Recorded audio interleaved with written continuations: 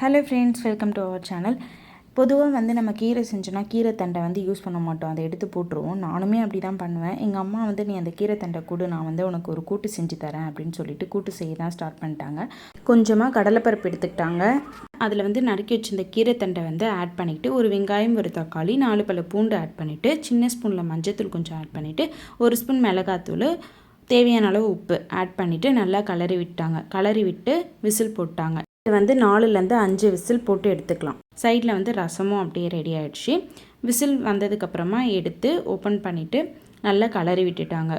அது நல்லா குழஞ்சி வர ஸ்டேஜில் இருந்தது. தண்ணி வந்து நம்ம கீரை தண்டுக்கு கம்மியாக தான் ஊற்றணும். அதிகமாக ஊற்றுனீங்கன்னா ரொம்ப தண்ணி ஆகிடும். ஏன்னா கீரை தண்டுலேயே தண்ணி வரும். ஸோ அதனால் தண்ணி கம்மியாக சேர்த்துக்கோங்க. அப்புறம் ஒரு சின்ன பேன் வச்சுட்டு அதில் வந்து கொஞ்சம் ஆயில் சேர்த்துட்டு கடுகு சேர்த்துட்டு 4 பல்லு பூண்டு வந்து நசுக்கி ஆட் பண்ணிக்கிட்டாங்க.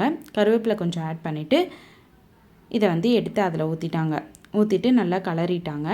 ரொம்பவே சூப்பராக இருந்தது. நீங்களும் ட்ரை பண்ணி பாருங்கள். இந்த வீடியோ பிடிச்சிருந்தனா லைக் பண்ணுங்கள், ஷேர் பண்ணுங்கள், மறக்காமல் சப்ஸ்கிரைப் பண்ணிக்கோங்க. தேங்க்யூ.